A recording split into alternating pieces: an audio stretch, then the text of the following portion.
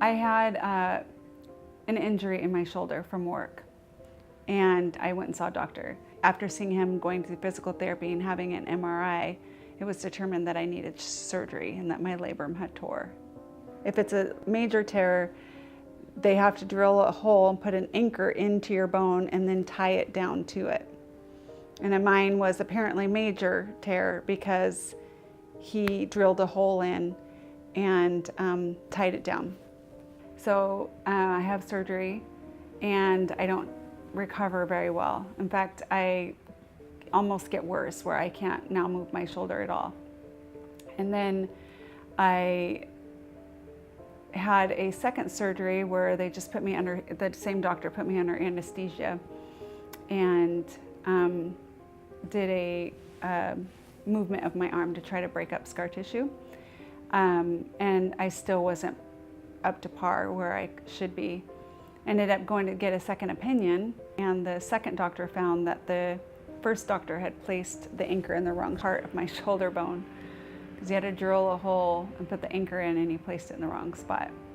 Which then he also tied down the labrum to accommodate for it being out of place. So then not only was the anchor placed in the wrong position, but then they pulled the labrum too far down to be pinched anyways. The doctor who did the second surgery, my second opinion doctor, was pretty upset actually when he met with me and my husband about what he found in my shoulder. And he was so upset that he said that he recorded it on video, the surgery, he took pictures, and he made specific notes about what was wrong with his shoulder. So the first time I met Tom, I felt confident after having a conversation with him that this was not only a rational case that needs to go to follow through with, but I just felt confident that we would win, that he knew what he was doing. In the depositions, they got the doctor to fumble on his words and not even realize what he had done, but what he had done was say that he would never place an anchor where he actually placed it. And then they showed him the pictures and he tried denying it. So it was kind of like he's so caught up in being arrogant or just not being humble, not being able to say, okay, I made a mistake.